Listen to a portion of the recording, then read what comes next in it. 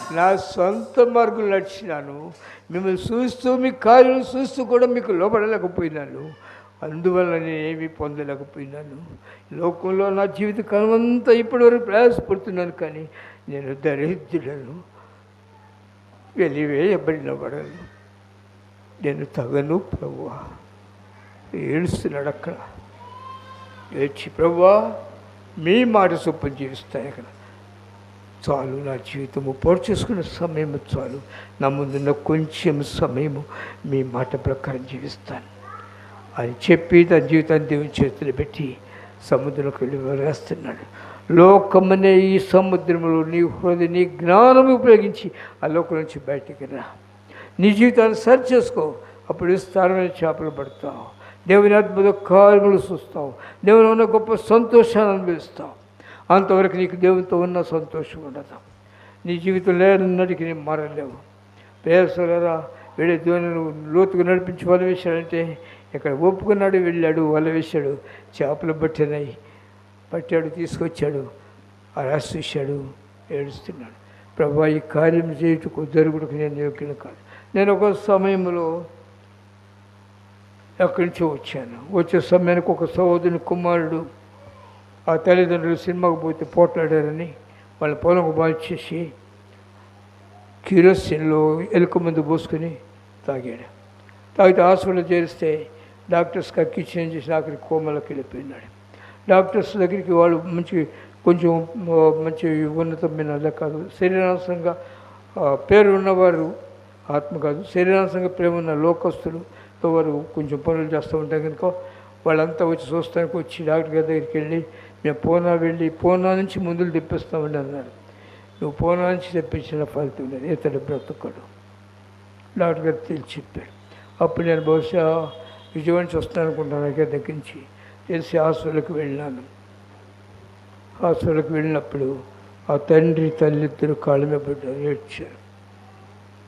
నేను అన్నాను, దేవునికి అసాధ్యమేది లేదు, భయపడకండి అని ఆ డాక్టర్ గారి దగ్గరికి వెళ్ళదు. కానీ ఆ డాక్టర్ దగ్గర ఉన్న కాంపౌండర్ నాకు బాగా పరిచయం. ఆయన దగ్గరికి వెళ్ళి అడిగాను, ఏమిటి బ్రతకడాకున్నాడు? లేదండి, అయిపోయింది, చివరి సమయం. రిక్షా వాడు కనిపెట్టుకున్నాడు. ఆ రోజుల్లో రిక్షాలు ఉన్నాయి. చనిపోయిన బాడీలు ఎత్తుకెళ్తానికి రిక్షా వాడు కనిపెట్టుకుని గేట్లో ఉన్నాడు. లేదండి. నేను అన్నాను, దేవునికి అసాధ్యమా? లేదు, దేవునికి అసాధ్యమేది లేదు, సాధ్యమే దేవునికి.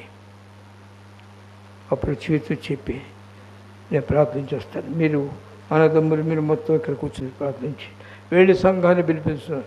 సంఘంతో పని లేదనుకోకండి దయచేసి. సంఘం లేకుండా నువ్వు వెళ్ళావు, అన్యులతో కలిసి నీ జీవితాన్ని పాటు చేసుకోవద్దు. నా హృదయంలో చాలా భారము. ఎంత భక్తి నేర్చుకుని వచ్చేవరకు అన్ని జనాంగంతో కలిసిపోతున్నాను. వారు ఎవరిని తిప్పివేని అప్పు వంటి వారు అయిపోతారు. అన్ని జనాంగంతో మనం కలవకూడదు. వాడు సొంత రక్త సంబంధికుడైనా ఆనందముడైనా సరే మనం కలవకూడదు. దేవుని బిడ్డలతో కాకపోతే నీకు ప్రేమ ఉండదు కనుక వారి కొరకు కన్నీరు కాచు, ప్రార్థన చేయి. వారు రక్షింపబడే వరకు వారి కొరకు దేవుని దగ్గర నువ్వు జీవించు. దేవుని దగ్గర సందులో కన్నీరు కాచు. కానీ వారితో కలిసి వారితో పోయే వారిని నువ్వు పాడైపోతావు. ఎవరు నువ్వు తిప్పివేని అప్పు వంటి వాడినా చెప్పిన అన్నదమ్ములు కూర్చొని ప్రార్థన చేయండి. వారందరూ రాత్రి నేను వెళ్ళాను, సంఘాన్ని పిలుచుకున్నాను. నా బంధువులు ఎవరు? మీరే. నా తండ్రి రక్తం నన్ను కడిగినారు, మిమ్మల్ని కడిగినారు. మీరు నేను ఒక శరీరము, మన శిరస్సు ఆయన. మనము ఎక్కడ ఎడబాయకూడదు. ప్రేసులారా, మీకంటే నేను ఎవరిని ప్రేమించడానికి అవకాశం లేదు. ఒకవేళ ప్రేమించి లోకస్తుని ప్రేమిస్తే నేను దేవుని నిలబడలేను. నా బిడ్డ నా సహోదరుని విడిచిపెట్టలేను. కనుక నేను సంఘము ఉన్నది, సంఘాన్ని పిలుచుకున్నాను, కూర్చున్నాను. చల్లని గాలి తోలుతుంది. చర్చి వదిలిపెట్టి బయటకు వచ్చి మైదానంలో కూర్చున్నాను. సాపలేపించి ప్రార్థన చేసిన ఒకే అంశము, ఆ బిడ్డ బ్రతకాలి. అందరూ ప్రార్థన చేస్తున్నారు. నేను కొన్ని పాయింట్స్ ఇచ్చాను. పాయింట్స్ ప్రకారం ప్రార్థన చేసిన తర్వాత లాస్ట్లో ప్రార్థన చేస్తే, ప్రభా నేను ఆమెనున్న సమయానికి ఆ బిడ్డ బ్రతకాలి. ఒక వాక్యం ఉన్నది, నువ్వు అడుగున్న దాన్ని పొంది ఉన్నామని విశ్వసించినట్లయితే దాన్ని నువ్వు పొందుతావు. విశ్వాసం లేకుండా దేవునికి నువ్వు ఇష్టడుగా ఉండలేవు. ప్రార్థన చేసినాను, ఆమెను వెళ్ళిపోయాను, పడుకున్నాను. తెల్లవారు గట్ట దాదాపు దినం 2 గంటల 1 గంట అయింది. 1 గంట సరే వెళ్ళిపోయి పడుకున్నాను. తెల్లవారుగట్టు 4 గంటలకి తలుపులు కొడుతున్నారు. తలుపు తీసి ఎవరైనా చూస్తే అక్కడ నిలబడినారు. ఏంటయ్యా, రాత్రి పలానా యవనస్తుడు బ్రతికాడయ్యా. ఎన్ని గంటలకు?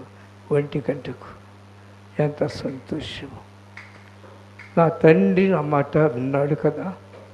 1 గంటకి నేను ఆమె సమయానికి వాడు బ్రతికాడు కదా. నీ మాట వినడా దేవుడు? అయితే నేను ఎంత ఎందుకు చెప్పుకొచ్చా అంటే, తర్వాత చూస్తే ఆ తల్లిదండ్రులు ఏమన్నా చూస్తున్నా, మా ప్రార్థన బట్టి వాడు బ్రతికాడు. ఎవరి ప్రార్థన బట్టి? నా ప్రార్థన బట్టి, నీ ప్రార్థన బట్టి బ్రతుకుతాడా ఒక మనుషుడు?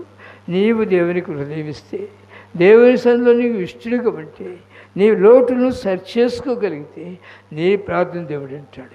నీ ప్రార్థన నీకు కావలసిన విధంగా ఆయన ఇస్తాడు. రక్షింపనేరకినట్లు యెహోవాస్తములు ఖర్చు కాలేదు, విననేరకినట్లు ఆయన చెవులు మందము కాలేదు. నీ పాపములను దోషములు ఆయన అడ్డుకుంటున్నాయి. అందుకని నువ్వు కార్యములు చూడలేకపోతున్నావు, నువ్వు మేలు పొందలేకపోతున్నావు. అయితే ఇక్కడ పేతురు నేను జ్ఞానం తెచ్చానట్లేదు, ముందే చెప్పాడు. నా జ్ఞానం ఒట్టిది, నా జీవితం అంతా ప్రయాసపడినందుకు ఒట్టివాడినాను. ప్రభువా, ఇదిగో ఈ చేపలు పడిన పట్టుకు నేను యోగ్యుడను కాను.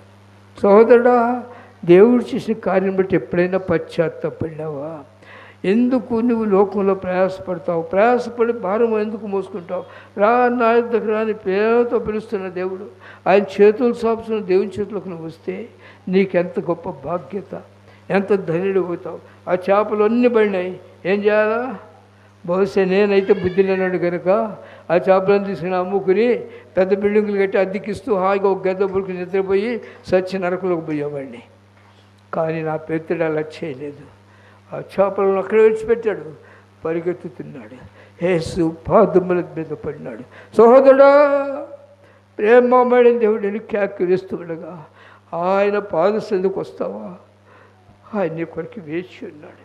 ఆయన పాదములు పడతావు. ప్రభువా, నేను పాపాత్ముడను, నన్ను విడిచిపెట్టి వెళ్ళు. నేను యోగ్యుడను కాని ఈ మేలు పొందుటకు. ఎన్నిసార్లు దేవుడిని పట్ల కార్యములు చేసినాడు. కృతజ్ఞత కూడికలు పెడుతున్నావా? లేకపోతే దేవుని దగ్గర పోయి నీ హృదయాన్ని కుమ్మరిస్తున్నావా? ప్రభువా, నిజముగా నేను యోగ్యుడను కానీ ఎప్పుడైనా చెప్పగలిగినావా దేవుని దగ్గర? ఇగో నా బిడ్డలు ఎంత దీవపడటానికి, ఎంత జ్ఞానం అవటానికి నేను కాదు ప్రభువా, మీ ప్రేమ, నేను తగ్గను ప్రభు అని ఏడ్చావా? దేవుని దగ్గర పడి కన్నీరు కార్చావా? ఏమిటి ఈ ప్రార్థన? ఎప్పుడైతే ఏడ్చాడో భయపడవద్దు, నేను మనుషులను బట్టు జాగ్రత్తగా చేస్తాను. ఎందుకు నేను నన్ను ప్రేమించినట్టు చూస్తున్నా? ఏం తినాలా, ఏం త్రాగాలా, ఏం సంపాదించుకోవాలా, ఎలాగ పైకి రావాలో అందుకు ప్రేమించలేదు.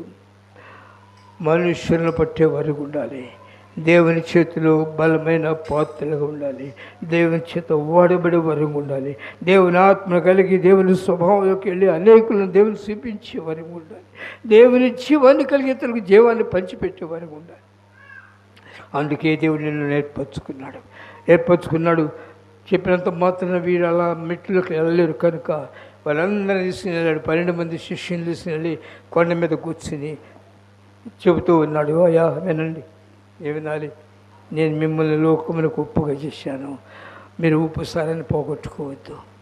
ఉప్పు లోకములకు ఉప్పుగా చేశాను, లోకం అంతా మీ ద్వారా రుచికరంగా ఉండాలి. వారికి లోకానికి మీరు రుచికరంగా ఉండండి. ఏముండాలండి? లోకానికి మీరు రుచికరంగా కోప్పడితే రుచికరమా? వ్యభిచారంతో కూర్చుంటే రుచికరంగా ఉంటుందా? లేకపోతే శరీరచ్చులతో ఎంత కాలం ఉన్నా ఎంత చెప్పినా వినకుండా మూర్ఖంగా శరీరాన్ని పాడు చేసుకుంటే రుచికరంగా ఉంటావా? ప్రియా సహోదరుడా, నేను మిమ్మల్ని లోకములకు ఉప్పుగా చేశాను, మీరు రుచికరంగా ఉండాలి. అయితే ఉప్పు సారును మీరు పోగొట్టుకోవద్దు. ఉప్పు సారును పోగొట్టుకున్నారా మనుష్యుల చేత రొక్కబడతారు, హేళన పాలవుతారు.